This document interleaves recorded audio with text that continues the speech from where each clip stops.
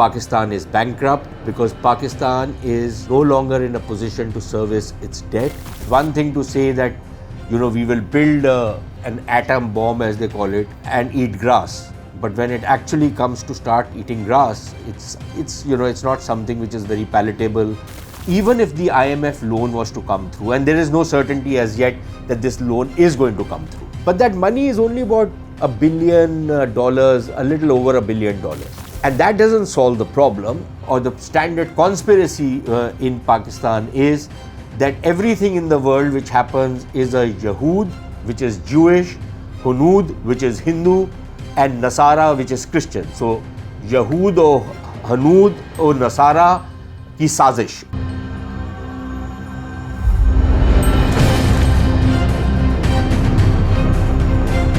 Imagine that you are living in India, and tomorrow the EMIs which you are paying for your house or your cars goes up from the 9.5% it is right now to about 20%, 21%. Imagine that the fuel which you are buying, at least in Delhi it's about 93, 94 rupees, suddenly goes up to 200 rupees a litre, and it could go up to 300 in the next few days. Imagine that the power rates which you are paying, which is anything between 6 rupees 50 paisa to 7 rupees 50 paisa a unit, goes up to, at least in terms of the bill that you are paying, goes up to something like 40-45 rupees a unit. Imagine the school fees of your kids doubling virtually overnight. Imagine that the groceries that you are buying are rising at the rate of 30-35% year on year.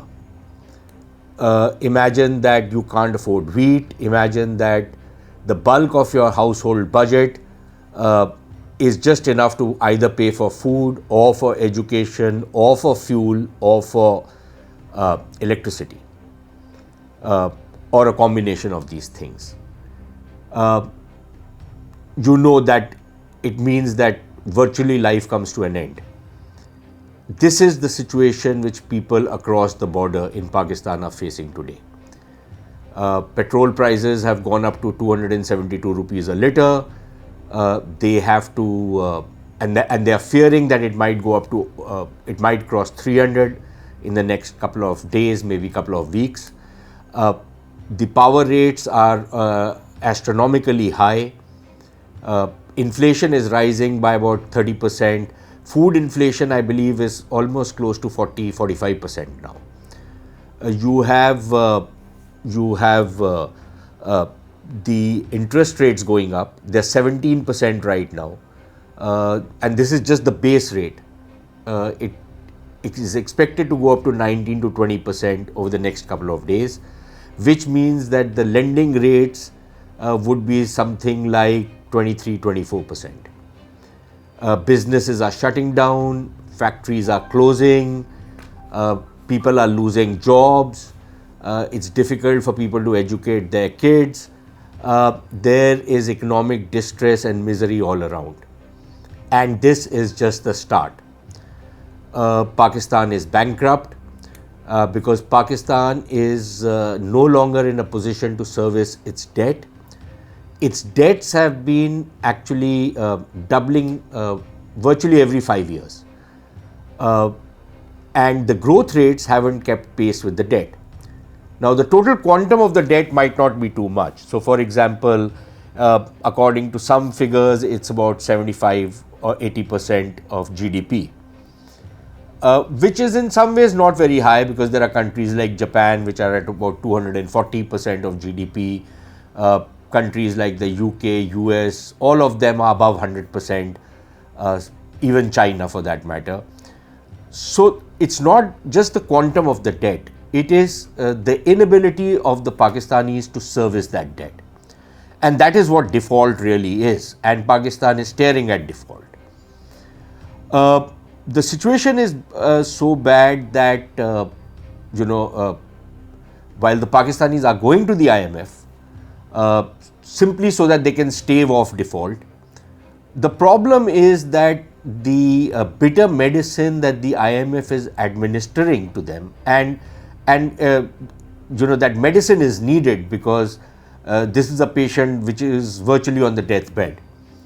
So that bitter medicine is required, but the problem then is that the Pakistanis are not used to bitter medicine. It is one thing to say that we will build an atom bomb, as they call it, and eat grass. But when it actually comes to start eating grass, it's not something which is very palatable, and it's not really part of the dietary preferences of the Pakistanis. But it is being forced down their throat now. So the dilemma is that if you go to the IMF to save the economy, the bitter medicine might not leave much of an economy to save. But if you don't go to the IMF, then again, the economy dies. And there is no easy answer out of this situation. The Pakistani elite, and a lot of Pakistanis say that there has been an elite capture. One of their former finance ministers has constantly been saying over the last couple of months since he's been sacked, unfairly so I might add, that Pakistan is a country of the 1%, for the 1%, by the 1%. And everybody else just services that 1% or 2% of the population who really live it up, who really live very well. But the rest of the people, are leading miserable lives.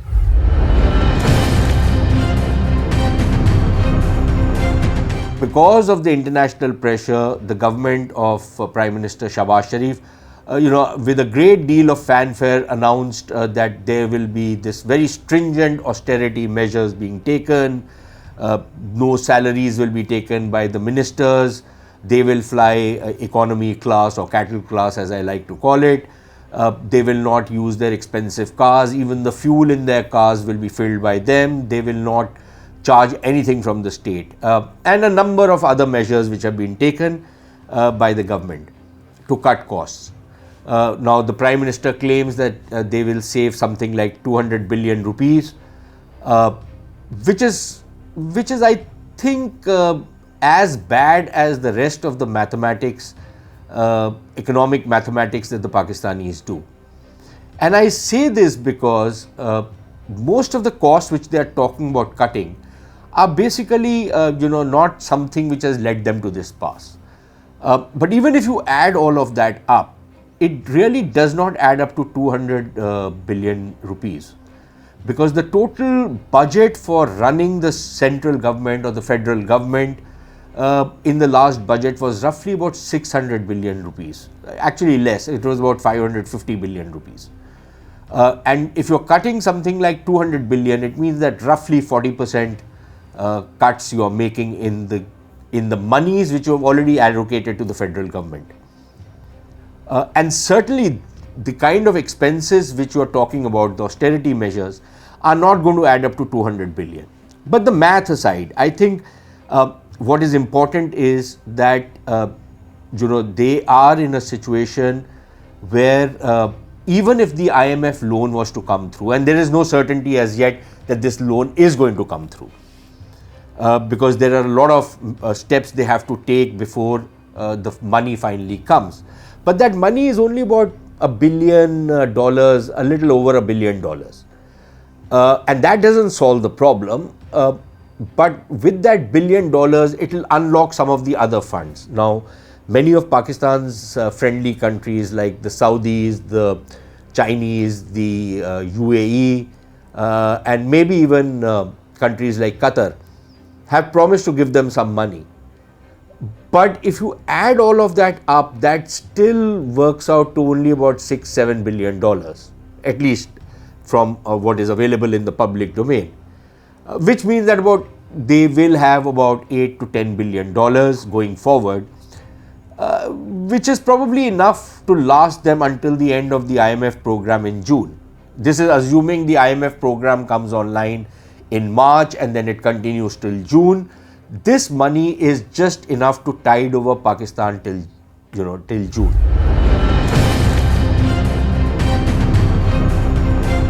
their financial year starts from 1st of July. And in the next financial year, according to IMF estimates, they need something like $35-36 billion in foreign exchange to manage the next year, which includes something like $25-26 billion in just debt amortizations. So clearly they have a major problem going forward. Like I said, their debt has become unsustainable. They cannot service the debt. And one indication of that is that in last year's budget, they had budgeted for a debt servicing of something like around 4 trillion rupees, and the total revenue of the government was roughly 5 trillion rupees of the federal government. But with the interest rate hikes over the last year and more hikes likely to come in the next few days, the debt servicing cost of the federal government itself will be more than the entire revenue being earned by the federal government, which means virtually everything, even a pen like this, which is bought by the government of Pakistan, will be bought on borrowed funds, which means that their debt obligations and their debt servicing is only going to go up as you go forward. And as it is, the debt is unsustainable, so it becomes even more unsustainable going forward. So the IMF program, which ends in June, is not a panacea for their problems, and going forward they will probably need another IMF loan, which will most likely come with even tougher conditionalities than the previous program. And the reform process which the Pakistanis will have to undergo is going to be extremely difficult.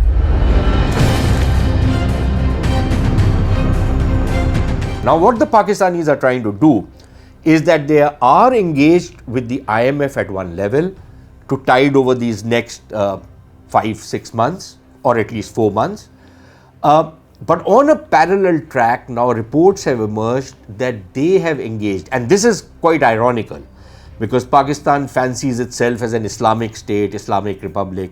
I think Islamic state is more appropriate while talking about Pakistan.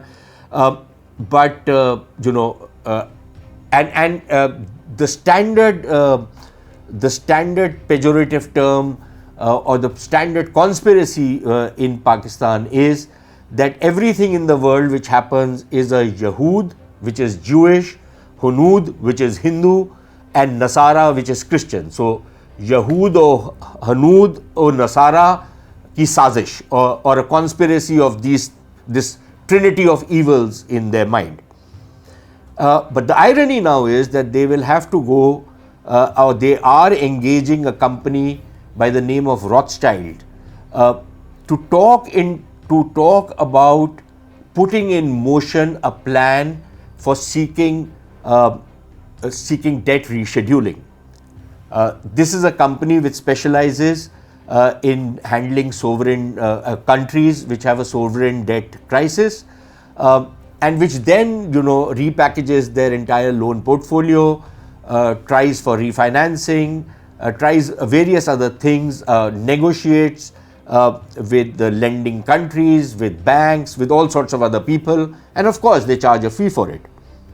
But for Pakistan to hire a Jewish company, quote unquote, a Zionist Jewish company, I think is quite ironical.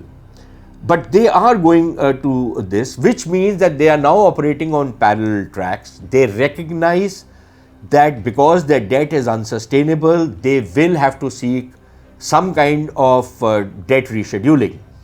The last time they got a facility like this was in 2001, when 9/11 had happened. The entire world was looking at Pakistan and was ready to pay Pakistan its biggest foreign exchange earner, which is geopolitical rents that it extracts from its strategic location, which is probably not that strategic anymore. These are very tough negotiations. These do not happen very easily.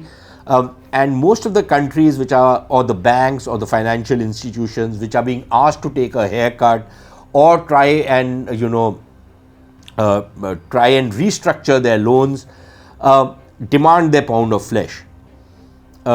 It could be a variety of things that they would demand, and they would demand many things from the country in terms of policies which that country has to put in place.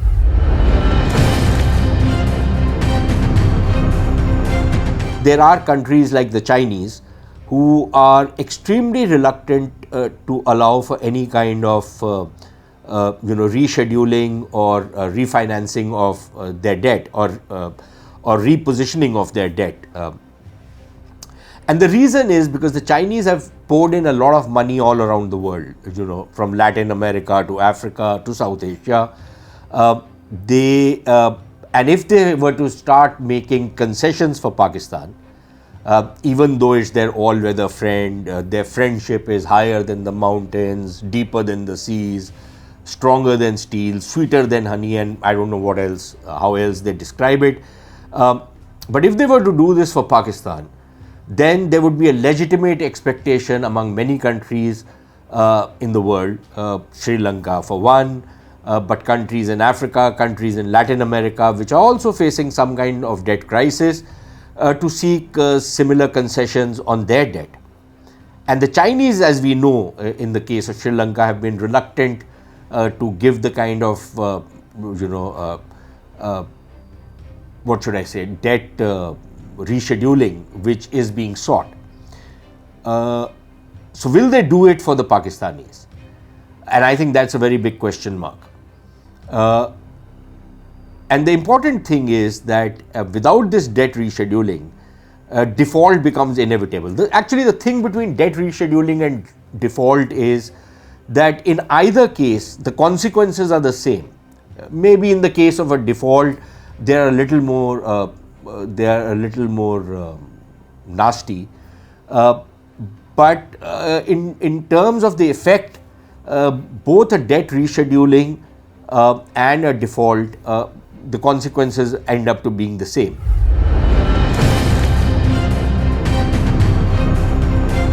This becomes a kind of an opportunity both for Pakistan as well as for the world on how to put Pakistan on a sustainable path. Because as it is currently structured, Pakistan is not a sustainable country, or at least a sustainable state. So what will happen now, ideally should happen, is that this opportunity should be used, at least in my view, it should be used by the international community to allow for some kind of debt restructuring, some kind of debt rescheduling, give certain concessions to Pakistan, and if necessary even take some haircuts. But at the same time insist on not just economic reforms, but also political reforms, and most of all reforms in the strategic sphere. That Pakistan will have to eschew its irredentist claims. Pakistan will have to probably, if not entirely renounce, at least significantly reduce its nuclear program, because this is a country which is going bankrupt, but which is believed to have the fastest growing nuclear weapons program in the world. And I think because of the dangers involved in dealing with a country like Pakistan, it becomes a responsibility of the international community to get a better hold or a better control over their nuclear program. If necessary, maybe even denuclearize. Of course, terrorism should become a major issue, that Pakistan will have to drain the swarms of terror which exist in that country, the factory of jihad which exists in that country. I think that is very important, because the kind of mess that Pakistan is in, one of the reasons for that is this very lucrative industry which they had set up called the jihad industry. And until and unless they dismantle it, I don't think they can expect any investments coming in. I don't think they can expect any kind of real fillip to business with Pakistan, it's basically a no-go area for many people. The international community can make use of Pakistan's predicament at this point in time and try and usher in reforms which could actually stabilize the country and save the Pakistani state.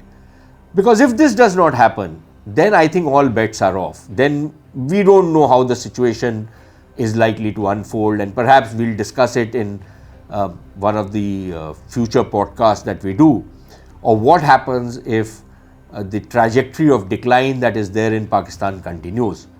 But until then, I just hope you like this particular podcast.